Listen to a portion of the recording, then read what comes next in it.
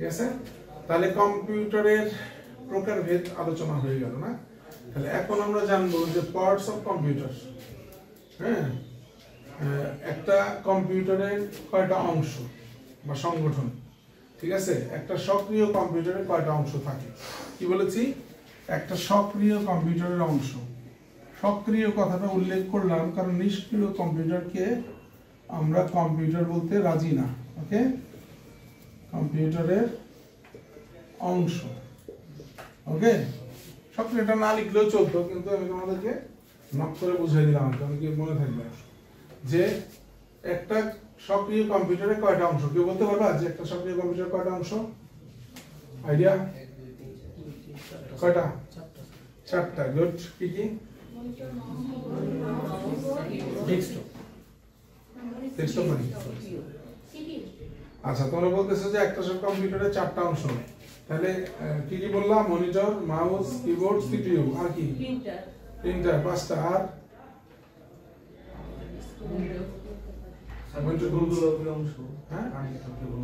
আচ্ছা, এই যে এগুলো বলতেছি, এগুলো আমি আসলে মিন করি না। এগুলো হলো কম্পিউটারের হার্ডওয়্যার। সমস্ত হার্ডওয়্যার গুলো একটা অংশের মধ্যে পড়লো। তার মানে যত ডিভাইস গুলো দেখতে পাচ্ছি, কম্পোনেন্টস গুলো দেখতে পাচ্ছি, সমস্ত কিন্তু হার্ডওয়্যারের মধ্যে পড়ে গেল। তাহলে একটা কম্পিউটারের প্রধানত চারটা অংশ। কয়টা অংশ? চারটা। এক নাম্বার হার্ডওয়্যার।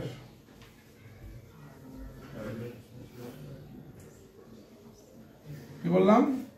হার্ডওয়্যার। হার্ডওয়্যার মানে কি? হার্ডওয়্যার বাংলা কি? কম্পিউটারের বাহ্যিক যে যন্ত্রগুলো আছে। হার্ডওয়্যারের শব্দটার অর্থ কি? বুক অর্থ কি? বুক, বই। তাহলে হার্ডওয়্যার অর্থ কি? এরকম একটা শব্দের অর্থ আছে না? কঠিন বই। কঠিন বই।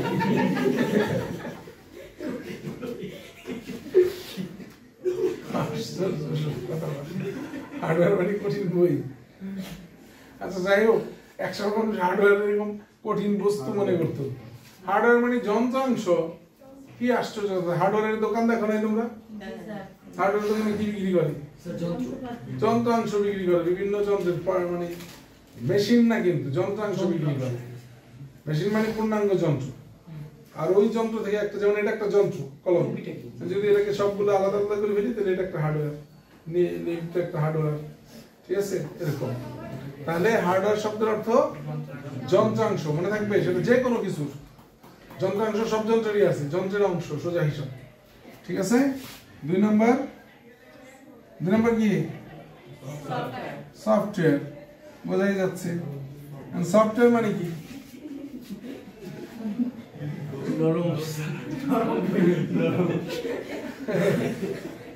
কি বেরি না তো এটাই বলবে যে নরম বই।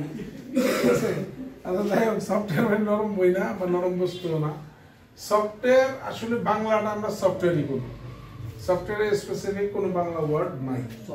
ঠিক আছে? সফটওয়্যারের সংজ্ঞা কি সেটা আমরা সামনে দিই। ঠিক আছে? এখন সফটওয়্যার জিনিসটা কি সেটা তো আমরা বুঝি, আসলে শব্দটা আমাদেরকে ধরতে হবে। ঠিক আছে? তাহলে হার্ডওয়্যার, সফটওয়্যার। তিন নম্বরে হচ্ছে পাওয়ার। পাওয়ার মানে কি? শক্তি। আমরা বলছি সক্রিয় কম্পিউটার অংশ। তাহলে কম্পিউটার যদি সক্রিয় হতে হয়, অ্যাক্টিভ হইতে হয়, পাওয়ার ছাড়া হবে? বিদ্যুৎ ছাড়া চলবে? এখানে বিদ্যুৎ শক্তি লাগে। তাহলে বিদ্যুৎটাও কিন্তু একটা সক্রিয় কম্পিউটারের অংশ। ঠিক আছে?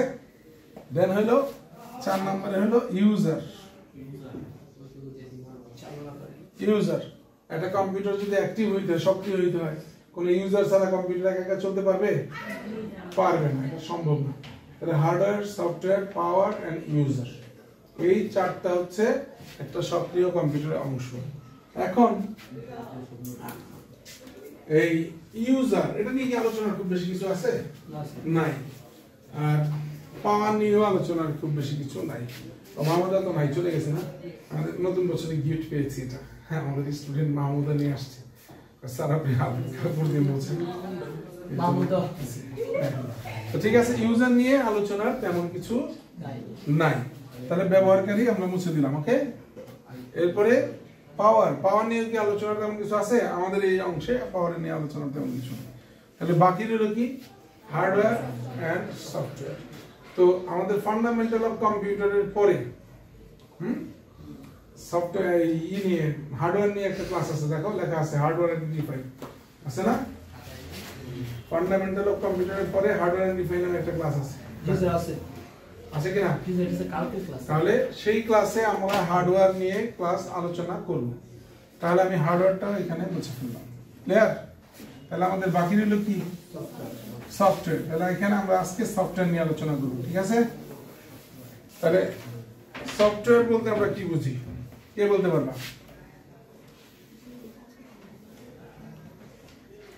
সফটওয়্যার বলতে আমরা কি বুঝি বলো?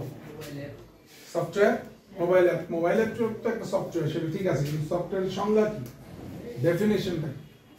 যে সব বস্তু হাত দিয়ে ছোঁয়া যায় না বা স্পর্শ করা যায় না, সেটা হলো কম্পিউটার software। যার কাছে না, এটা ওরে দোষ দেওয়া যাবে না, এই সংজ্ঞাটা বহুত আগে থেকে ব্যবহার হয়ে আসতেছে, এই সংজ্ঞাটা বইয়ে আছে। বইয়ের মধ্যে আছে অনেক বই পুস্তকে, ঠিক আছে? এখন ধরো আমি বাতাস ধরতে পারি না, ওইটা বাতাস কি সফটওয়্যার? যেসব জিনিস হাত দিয়ে ধরা যায় না নাকি, তাহলে আলো ধরা যায় না, সফটওয়্যার। এরকম অনেক কিছু আছে, রেডিয়েশন, তেজস্ক্রিয়তা হাত দিয়ে ধরা যায় না, এরকম বহু কিছু আছে, তাই এগুলো একটা সফটওয়্যার না, ঠিক আছে? এটা সফটওয়্যারের একটা বৈশিষ্ট্য হইতে পারে যে সফটওয়্যার কিন্তু হাত দিয়ে ধরা যায়, তাই না? এটা একটা বৈশিষ্ট্য হইতে পারে, কারণও খুবই হালকা একটা। সফটওয়্যারের সংজ্ঞার ক্ষেত্রে আমরা যেটা বলবো, সফটওয়্যার হচ্ছে এক ধরনের লিখিত প্রোগ্রাম বা নির্দেশমালা। কি বলছি? সফটওয়্যার হচ্ছে এক ধরনের লিখিত প্রোগ্রাম বা নির্দেশমালা। সবাই বলো সফটওয়্যার কি? আবার বলো সফটওয়্যার কি?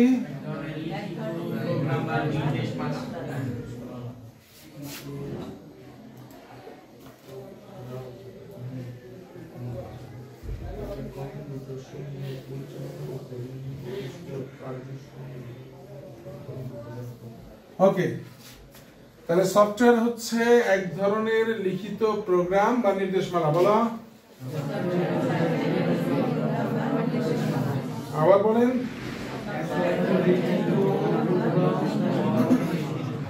মনে থাকবে? কালকে পড়া ধরলে আবার অনেকেই মনে থাকবে না, ঠিক আছে?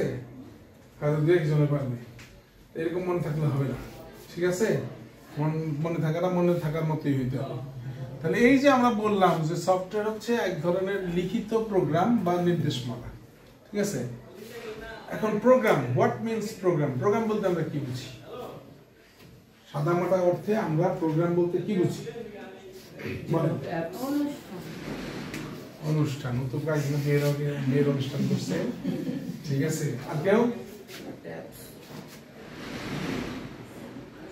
প্রোগ্রাম, প্রোগ্রাম কথা আমরা সবসময় বলি, প্রোগ্রাম আছে, অমুক আছে, তমুক আছে। যাই হোক, মেরিনা কিন্তু কাছাকাছি গেছে। প্রোগ্রাম হচ্ছে, আমরা যদি বোঝার চেষ্টা করি প্রোগ্রামটা কি, যেমন ও বললো অনুষ্ঠান, ঠিক আছে? কেন প্রোগ্রাম এটা? ও বললো যে অমুক দিন আমার বিয়ের প্রোগ্রাম আছে, তাই না? অমুক দিন আমার বন্ধুর সাথে ঘুরতে যাবো, এরকম একটা প্রোগ্রাম আছে, তাই না? অমুক দিন আমাদের বিদায় অনুষ্ঠানের প্রোগ্রাম আছে, আছে এরকম বলি না? অমুক দিন একটা 40 খাইতে যাবো, ওই প্রোগ্রাম আছে, ফ্রি খানা, তাই না? এরকম বহুত কিছু আছে, তাই না? তাহলে বিষয়টা কিন্তু এক ধরনের না, কোথায় বিয়ে, কোথায় 40, কোথায় নদীর ঘাটে বেড়ানো, কোথায় আবার ডেটিং টেটিং, নাকি? তো এই হলো বিষয়। তাহলে প্রোগ্রাম বলতে এখানে কি বোঝাচ্ছি? ইন্ডিভিজুয়াল কোনো একটা ফাংশন কিন্তু আসতেছে না।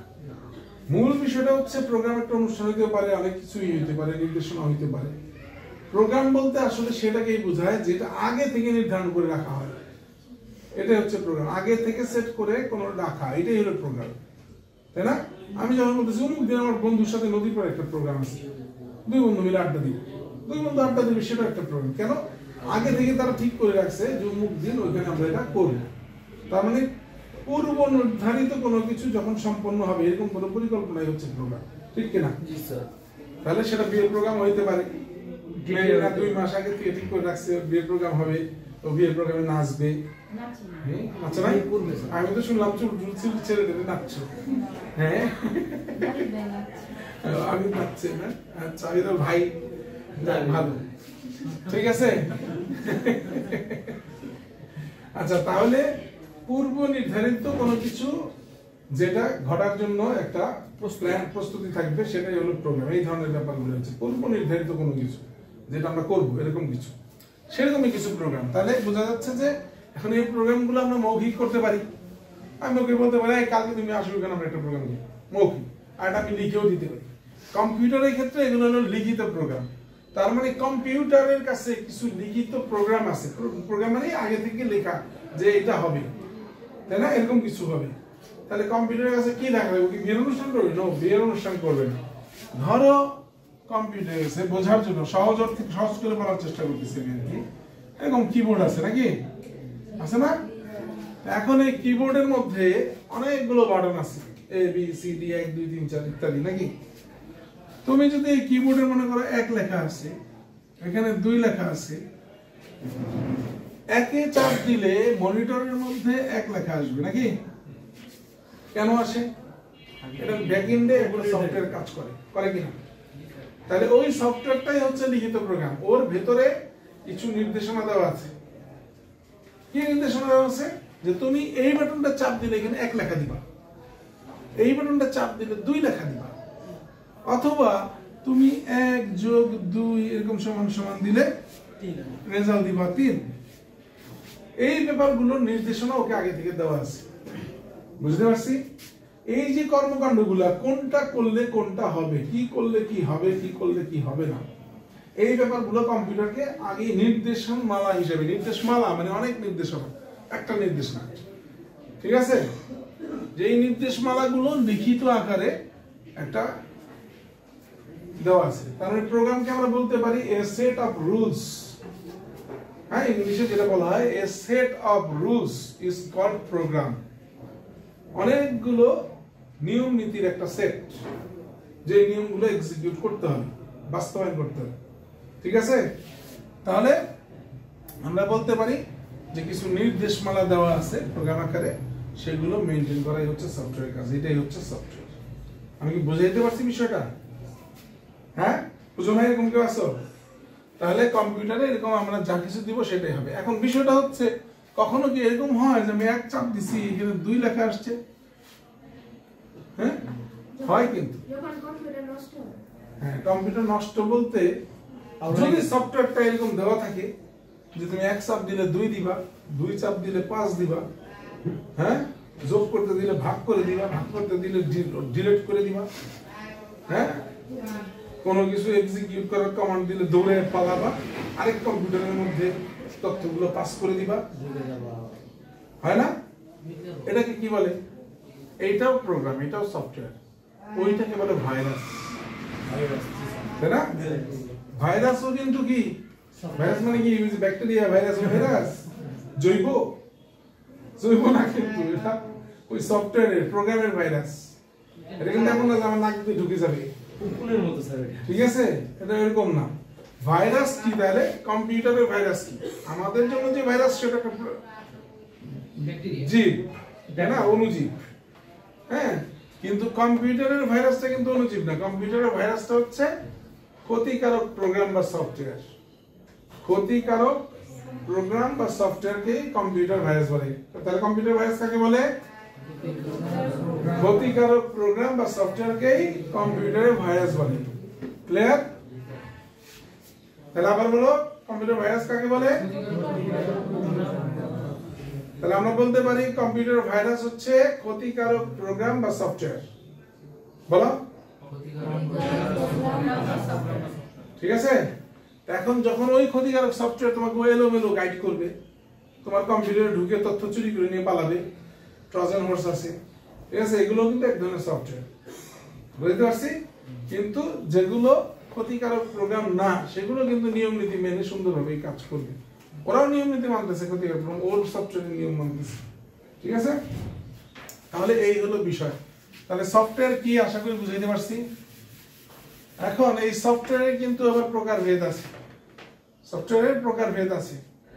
সফটওয়্যার কয় প্রকার কে বলতে পারবা? সফটওয়্যার কয় প্রকার? 2 প্রকার। কে বলছো? আচ্ছা, সফটওয়্যার 2 প্রকার। তাহলে সফটওয়্যার প্রধানত 2 প্রকার। কি কি? System software, application software. Good, very good. System software, 2 নম্বরে অ্যাপ্লিকেশন সফটওয়্যার। ওকে, তাহলে সফটওয়্যার প্রধানত 2 প্রকার, সিস্টেম সফটওয়্যার আর অ্যাপ্লিকেশন সফটওয়্যার। এখন এই সিস্টেম সফটওয়্যার অ্যাপ্লিকেশন সফটওয়্যারের মধ্যে পার্থক্য কি?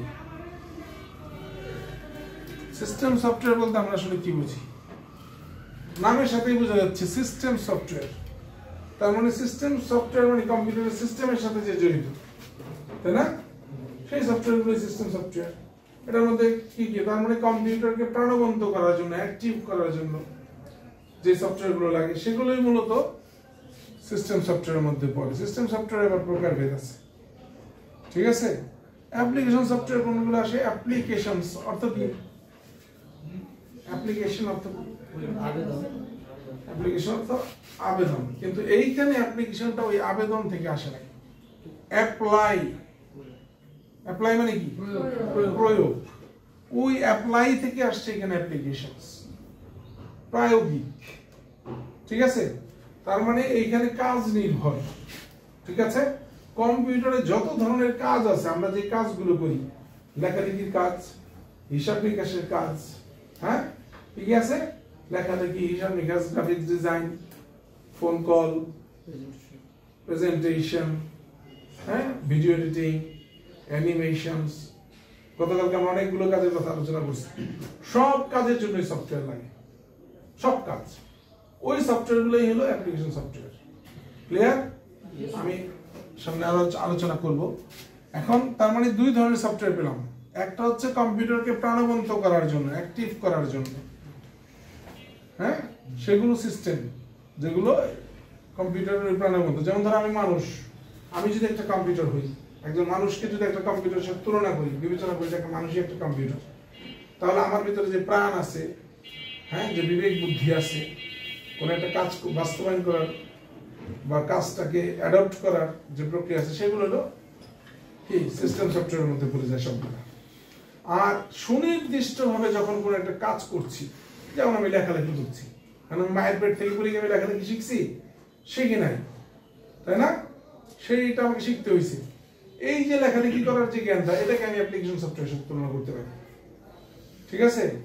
আমি গাড়ি চালাচ্ছি, গাড়ি চালানোর জ্ঞানটা আমি শিখছি, তাহলে এই জ্ঞানটাকে আমি অ্যাপ্লিকেশন সফটওয়্যার সাথে তুলনা করি। যত ধরনের কাজ আমি করছি, এই কাজ ভিত্তিক যে ব্যাপারগুলো আছে, এগুলোকে যদি আমি তুলনা করি, তাহলে অ্যাপ্লিকেশন সফটওয়্যারের সাথে তুলনা করা যেতে পারে। ক্লিয়ার? তাহলে সিস্টেম সফটওয়্যার, অ্যাপ্লিকেশন সফটওয়্যার। এখন এই সিস্টেম সফটওয়্যার আবার প্রকারভেদ আছে, ঠিক আছে? সফটওয়্যার আসলে অনেক ধরনের প্রকারভেদ আছে, ঠিক আছে? কিন্তু আমাদের কোর্সটাকে মাথায় রেখে আমাদের যেগুলো দরকার সেগুলো আমরা পড়াবো, ঠিক আছে? তো সিস্টেম সফটওয়্যার আবার বেসিক্যালি কয় প্রকার? সিস্টেম সফটওয়্যার প্রধানত কয় প্রকার? কেউ না কেউ তো বলো, বুঝছো তো? সবাই আইসিটির মধ্যে পড়ে আসছো, আইসিটিতে ছিল না এগুলো? ছিল তো। সিস্টেম সফটওয়্যার আবার প্রধানত 2 প্রকার। কয় প্রকার? 2 প্রকার, ঠিক আছে? এক নম্বর হলো অপারেটিং সিস্টেম। কি বলছি? বলো কি? তাহলে এক নম্বরে কি? Operating system. কি ঘুমাচ্ছ নাকি সবাই? এক নম্বরে কি? সিস্টেম। অপারেটিং সিস্টেমকে সংক্ষেপে আমরা ওএস বলতে পারি। ওএস, ওএস মানে অপারেটিং সিস্টেম। প্রাইভেট না, এই আমার কম্পিউটার ওএসটা গেছে, আমার মোবাইলের ওএস চলে গেছে, তুমি বল না? তো বলবা যে ওএস মানে কি, বলতে পারবে না, শুনছে ওএস গেছে, ওটাই বলছে। ওএস মানে অপারেটিং সিস্টেম, যে ও আর এস, বুঝতে পারছো? তাহলে অপারেটিং সিস্টেম। 2 নম্বরে হচ্ছে ইউটিলিটি। কি বলছি? ইউটিলিটি। ওকে, তাহলে অপারেটিং সিস্টেম আর হচ্ছে ইউটিলিটি। তাহলে সিস্টেম সফটওয়্যার কয় প্রকার? 2 প্রকার। কি কি? ইউটিলিটি। তাহলে সফটওয়্যার প্রধানত কয় প্রকার? 2 প্রকার। 2 প্রকার। তাহলে সিস্টেম সফটওয়্যার আর হচ্ছে অ্যাপ্লিকেশন সফটওয়্যার নাকি?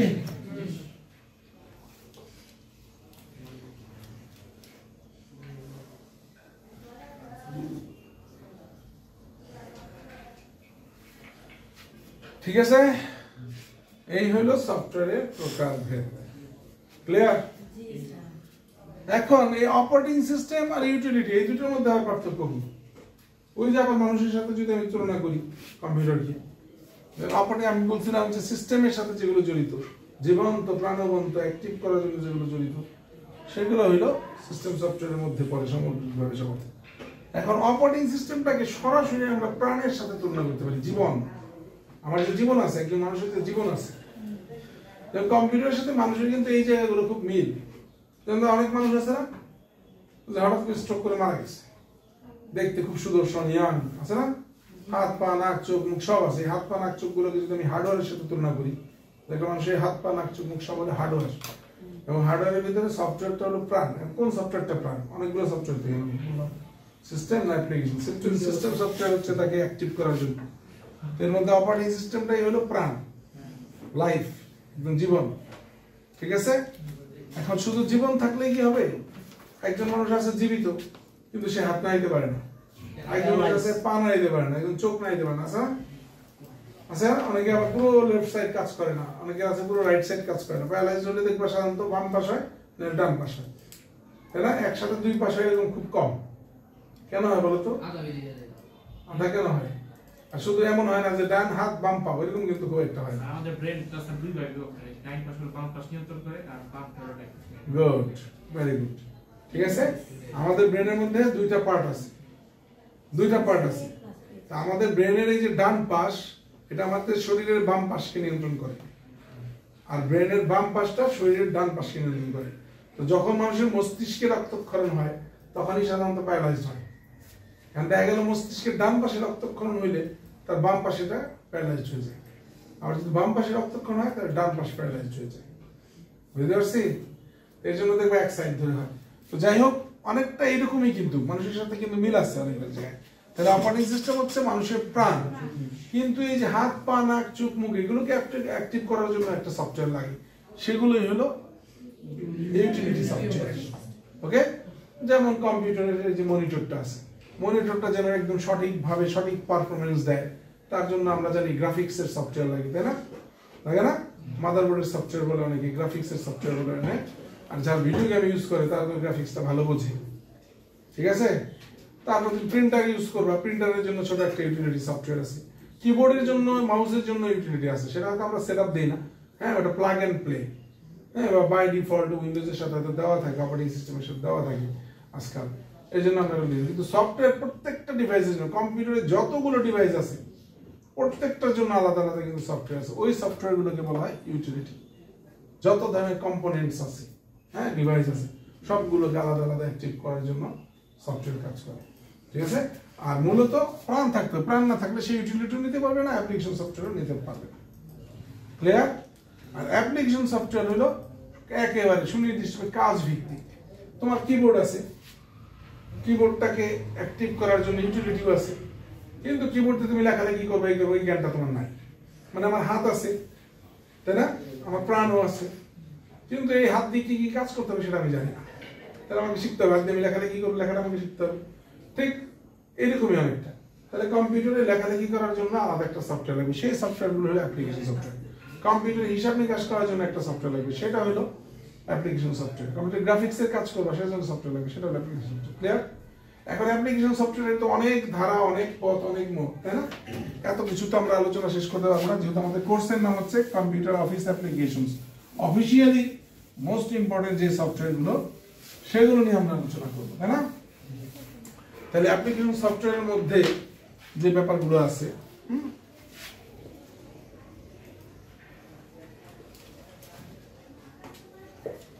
ঠিক আছে, অ্যাপ্লিকেশন সফটওয়্যার, অ্যাপ্লিকেশন সফটওয়্যারের মধ্যে অনেক আছে, হাজার হাজার আছে, এগুলো নিয়ে কিন্তু সব নিয়ে কিন্তু আমরা আলোচনা করবো না। ঠিক আছে, তাহলে আমরা দেখব যে আমাদের জন্য কোনটা কোনটা লাগতেছে, সেগুলো নিয়ে আমরা একটু ডিটেইল আলোচনা করি। ঠিক আছে, যেমন এট ফার্স্টে আমরা অফিসে কি কি কাজ করব? 1 নম্বরে লেখালেখির কাজ করব, নাকি 2 নম্বরে হিসাব নিকাশের কাজ করব, 3 নম্বরে আমরা তথ্য নিয়ে কাজ করব নাকি 4 নম্বরে আমাদের বিভিন্ন প্রেজেন্টেশন বা উপস্থাপনা নিয়ে কাজ করতে হবে তাই না 5 নম্বরে আমাদেরকে ইন্টারনেট ভিত্তিক অনেক কাজ করতে হবে নাকি এই কাজগুলো আমাদেরকে অফিসে করতে হবে এখন আমরা দেখব যে এই কাজগুলো করার জন্য যে অ্যাপ্লিকেশন সফটওয়্যারগুলো লাগে সেগুলোর বিষয়ে কি আলোচনা আছে বুঝতে পারছি যেমন লেখালেখি করার যে সফটওয়্যার সেটার নাম কি এমএস ওয়ার্ড এমএস ওয়ার্ডটা হচ্ছে সফটওয়্যারের মূল নাম না কোম্পানি প্রদত্ত নাম যেমন আমি এই যে প্রাণী জগৎ পৃথিবীর বিশাল প্রাণী জগৎ এর মধ্যে আমি কি আমি একজন মানুষ তাই না কিন্তু এখন আমার একটা কোম্পানি আছে আমার ফ্যামিলি আমার কোম্পানি আমার পরিবার আমার কোম্পানি আবার আমাকে আইডেন্টিফাই তো মানুষের মধ্যে আমাকে আইডেন্টিফাই করার জন্য আলাদা একটা নাম দিয়েছে সেটার নাম কি শাহাদাত হোসেন এবং প্রত্যেকেরই আমাদের এখানে আছে কিন্তু কালেকটিভলি আমরা এখানে সবাই মানুষ তাই না মানুষ না ঠিক এরকমই কিন্তু এই ব্যাপারগুলো যেমন ওষুধের ক্ষেত্রে যদি ধরো তোমার মাথা ব্যথার জন্য কি ওষুধ খাও ধরো তুমি এরিস খাইলা হ্যাঁ বা প্যারাপাইরোল খাইলা বা নাপা খাইলা মাথা ব্যথার জন্য খাও কিন্তু সবগুলোর একটা গ্রুপ নেম আছে ওটা কি সেটা প্যারাসিটামল নাকি গ্রুপ নেম প্যারাসিটামল আছে না ঠিক এইরকমই গ্রুপ নেম আছে মানুষের এই যে আমরা কালেকটিভলি আমরা মানুষ সামগ্রিকভাবে তো ঠিক এরকম লেখালেখি করার সফটওয়্যারের একটা মূল নাম আছে সেটার নাম হচ্ছে ওয়ার্ড প্রসেসিং সফটওয়্যার আমি কিন্তু বলছি এটা কিন্তু সফটওয়্যার প্রকারভেদ না অ্যাপ্লিকেশন সফটওয়্যার প্রকারভেদ আমরা যাইনি ঠিক আছে আমরা আমাদের কাজের জন্য যে সফটওয়্যারগুলো আছে সেগুলো বুঝতে পারছি অ্যাপ্লিকেশন সফটওয়্যার প্রকারভেদ দরকার নেই আমাদের ক্লিয়ার ঠিক আছে তোমাদের বইয়ে আছে ওটা থিওরিক্যালি পরীক্ষার জন্য দরকার তো পড়ে নিবে ঠিক আছে তাহলে ওয়ার্ড প্রসেসিং সফটওয়্যার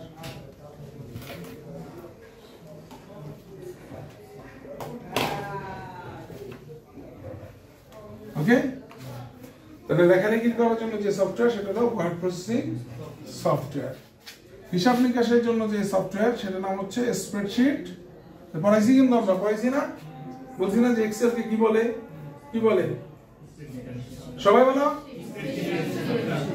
সব মনে তাই গেছে 3 দিন ধরে খায় কি এক্সেল কোন ধরনের সফটওয়্যার তাহলে হিসাব নিকাশের জন্য যেটা আমরা করতেছি এটাকে আমরা এখানে বলতেছি স্প্রেডশিট অ্যানালাইসিস প্রোগ্রাম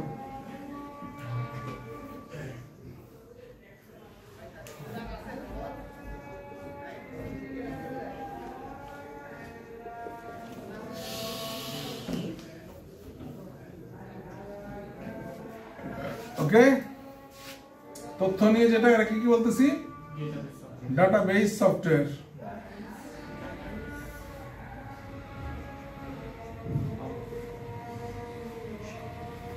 উপস্থাপনার জন্য যেটা কি বলো পাওয়ার পয়েন্ট কানটা ছেড়ে ফেলো প্রেজেন্টেশন সফটওয়্যার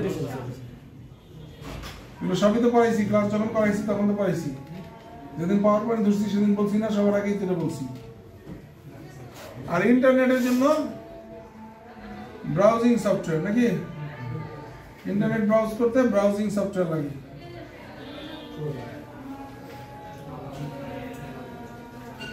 ক্লিয়ার এই হলো বিষয় এখন এই যে সফটওয়্যারগুলো আছে এই সফটওয়্যারগুলো বিভিন্ন কোম্পানি তৈরি করে থাকে অনেক কোম্পানি আছে পৃথিবীতে সফটওয়্যার বাংলাদেশে আছে অনেক সফটওয়্যার ফার্ম আছে তাই না কিন্তু এগুলো এত সফটওয়্যার আলোচনা করে আমাদের কোনো লাভ নেই আমাদের মূল ফোকাস হলো কোন কোম্পানি মাইক্রোসফট কারণ আমরা পুরো ওয়ার্ল্ডে মাইক্রোসফট হচ্ছে সবচেয়ে লার্জেস্ট সফটওয়্যার কোম্পানি তাই না এবং এই যে অ্যাপ্লিকেশনস লেভেলে বা ইউজার লেভেলে সবচেয়ে বেশি পুরো পৃথিবীর সবচেয়ে বেশি মানুষই মাইক্রোসফটের সফটওয়্যার ইউজ করে এতে কোনো সন্দেহ আছে সন্দেহ নেই তাহলে আমরা তো মূল স্রোতেই থাকতে চাই নাকি আমরা বাইরে যেতে চাই এবং আমাদের পরীক্ষা সবকিছুতে কিন্তু এইগুলো থেকেই আসবে তাহলে আমরা মাইক্রোসফট কোম্পানি কোন কোম্পানি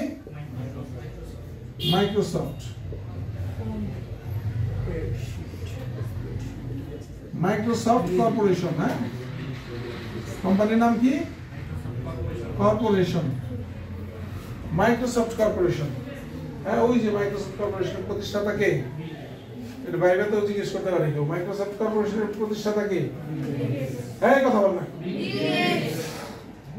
ভাবতেই তবে সবাই ঠিক আছে বিল গেটস তো এই মাইক্রোসফট কোম্পানির যে সফটওয়্যার সেগুলো নিয়ে আমরা আলোচনা করব। তাহলে আমরা দেখি যে Microsoft company word processing software তৈরি করেছে, সেটার কি নাম দিয়েছে?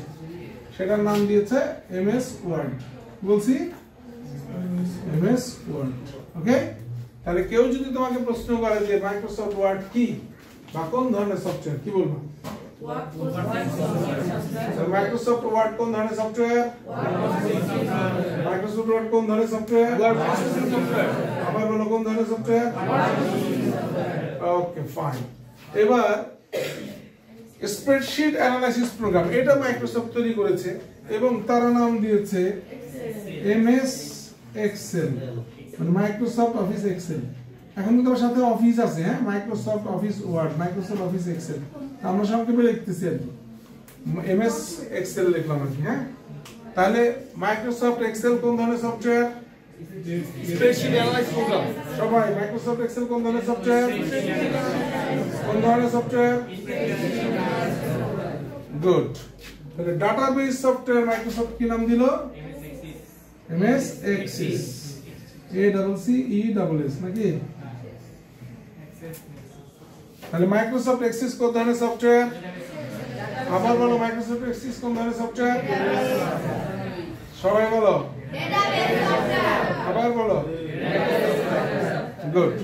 প্রেজেন্টেশন সফটওয়্যার তাহলে মাইক্রোসফট কি করেছে? MS power point. তাহলে মাইক্রোসফট পাওয়ার পয়েন্ট কোন ধরনের সফটওয়্যার? আবার বলো কোন ধরনের সফটওয়্যার? গুড। এগুলো থেকেই 4-5 থাকবে। আচ্ছা, এখন এই যে ব্রাউজিং সফটওয়্যার, এটাও মাইক্রোসফট কোম্পানি তৈরি করেছে, কিন্তু মাইক্রোসফট কোম্পানির এই সফটওয়্যার গুলো এই জাতীয় কাজের জন্য, এই যে লেখালেখি হিসাব তথ্যগুলোর জন্য মাইক্রোসফটের এই সফটওয়্যারগুলো সবচেয়ে জনপ্রিয়। অন্যান্য কোম্পানিগুলো আস্তে আস্তে পর্যায়ক্রমে আসে, কিন্তু ব্রাউজিং সফটওয়্যারের ক্ষেত্রে আমরা একটু ভিন্নতা দেখি। তো ব্রাউজিং সফটওয়্যারে মাইক্রোসফটের একটা সফটওয়্যার আছে, নাম কি? Microsoft Edge. তাহলে এর আগে ছিল ইন্টারনেট এক্সপ্লোরার, ওটা ওরা বাতিল করেছে, ব্যান করে দিয়েছে। তাহলে মাইক্রোসফট এজ নাকি? আমি সংক্ষেপে লিখলাম এমএস এডস, মানে ডি ই ডি জি না, এটা না এডস নাকি? তাহলে এটা হলো মাইক্রোসফট কোম্পানির ব্রাউজার। ব্রাউজিং সফটওয়্যারকে সংক্ষেপে ব্রাউজারও বলে। কি বলে? ব্রাউজার। তাহলে মাইক্রোসফট এডস এর ব্রাউজার। কিন্তু এইটা আমাদের দেশে এতটা জনপ্রিয় না, তাই না? এগুলো যেমন যেই হারে জনপ্রিয়, এটা কিন্তু অতটা জনপ্রিয় না মাইক্রোসফটের। তাহলে এই ব্রাউজিং এর ক্ষেত্রে আমাদের অন্যান্য যে সফটওয়্যারগুলো জনপ্রিয় আছে, বিভিন্ন সফটওয়্যার জনপ্রিয় আছে বাংলাদেশে বা ওয়ার্ল্ডে, সেগুলোর নাম কি দেখতে বলো দেখি। যেমন আমি যদি বলি যে ব্রাউজিং সফটওয়্যার বা ব্রাউজার, হ্যাঁ, ব্রাউজিং সফটওয়্যারকে কি বলে? ব্রাউজার। যদি পরীক্ষাতে এরকম আসে 5টা ব্রাউজারের নাম বলো, 3টা ব্রাউজারের নাম বলো, এরকম আসে, ঠিক আছে? এই প্রশ্নটা প্রায়ই আসে। তাহলে 5টা ব্রাউজারের নাম বলো দেখি। কাদের বলো? Google Chrome. Google Chrome, good.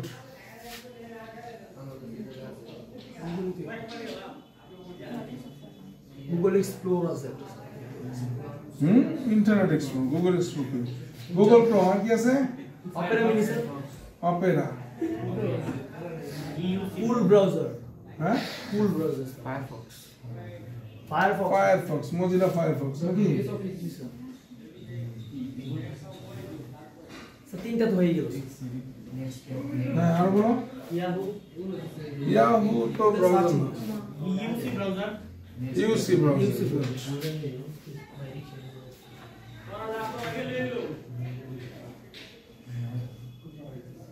আর 4টা হয়েছে, আরেকটা বলো। WPS office. WPS office browser, নাম শুনি। আচ্ছা, ধরো কমেন্ট বার্ড আছে না, একটা কমেন্ট বার্ড।